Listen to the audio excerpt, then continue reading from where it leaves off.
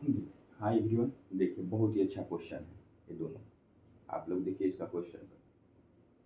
देखिए 20 वर्गमूल 20 प्लस फिर वर्गमूल 20 फिर प्लस वर्गमूल 20 डॉट डॉट इंफिनिटी। और दूसरा क्वेश्चन है वर्गमूल 20 माइनस वर्गमूल 20 माइनस वर्गमूल 20 माइनस डॉट डॉट इंफिनिटी। देखिए दोनों क्वेश्चन यहाँ प्लस है यहाँ माइनस है और क्वेश्चन जो है सेम है। समझ गए? क्वेश्चन सेम है। वर्गमूल 20 प्लस 20 वर्गमूल 20 प्लस 20। यहाँ वर्गमूल 20 माइनस वर्गमूल 20 20 इंफिनिटी है। क्वेश्चन सेम है। समझिए यहाँ भी वर्गमूल है यहाँ भी वर्गमूल है और यहाँ प्लस है माइनस। देखिए जो भी इस तरह का संख्या है अब ऐसा क्वेश्चन है तो देखिए 20 को क्या तोड़िएगा, 20 को 4 गुनी 5 तोड़ दीजिएगा। देखिए 2 गुनी 10 भी तोड़ सकते थे, नहीं।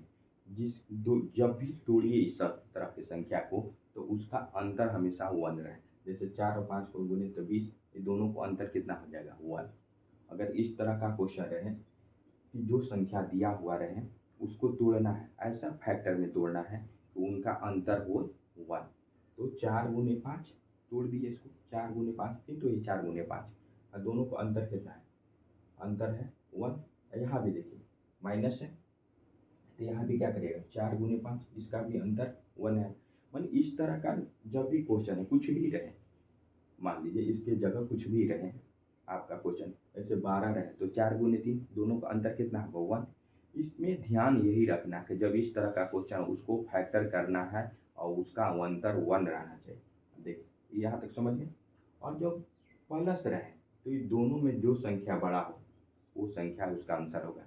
4 और 5 में बड़ा है 5। और देखिए अगर माइनस रहे तो जो संख्या छोटा हो, जैसे 4 गुने 5, इसका छोटा कौन है, 5 से छोटा है 4, तो इसका आंसर आपका 4 होगा। एकदम क्लियर कंसेप्ट हुआ कि नहीं, आप बताइए।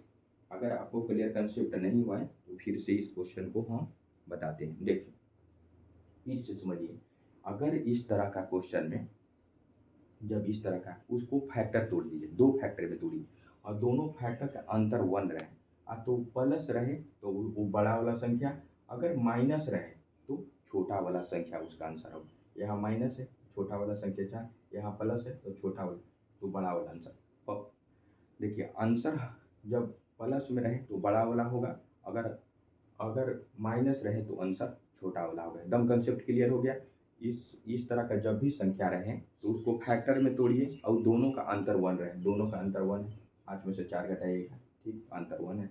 अगर माइनस रहे तो छोटा वाला आंसर होगा। जैसे 4 और 5 को कौन छोटा, 4 है तो 4 यहाँ माइनस है क्योंकि बड़ा में प्लस छोटा में माइनस, छोटा में माइनस आंसर होगा और दोनों का अंतर 1 रहना चाहिए। एकदम क्लियर कंसेप्ट हो गया। इस तरह का क्वेश्चन रहे तो क्या करना है, उसको फैक्टर में तोड़ना है और वो फैक्टर का अंतर 1 रहना चाहिए। 4 गुने 5 दोनों का अंतर 1 है।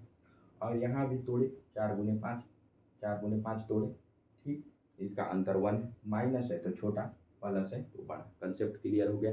अगर इसमें कोई तरह का क्वेश्चन में कोई भी प्रॉब्लम हो तो प्लीज़ कमेंट में आप रिप्लाई कीजिए, फिर से आपको हम बताएंगे।